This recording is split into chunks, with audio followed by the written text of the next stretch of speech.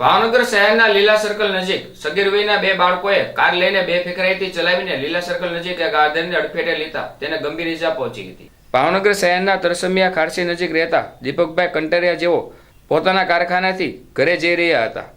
તે દરમિયાન સગીર વયના બે બાળકો કાર લઈને લીલા સર્કલ નજીક આવતા દીપકભાઈને અડફેટે લીધા હતા, જ્યાં દીપકભાઈના ગંભીર ઈજાઓ થતાં 108 મારફતે તાત્કાલિક સારથી હોસ્પિટલ ખાતે ખસેડવામાં આવ્યા હતા।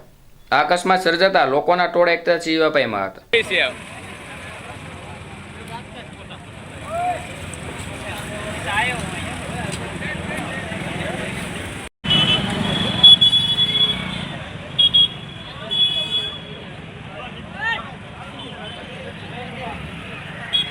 કુંદનભાઈ નીચે રાખો।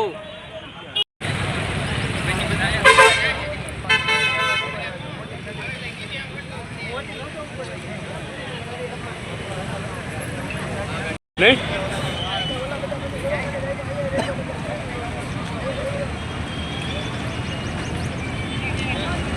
ઝૂમિંગ કર્યું લાગે।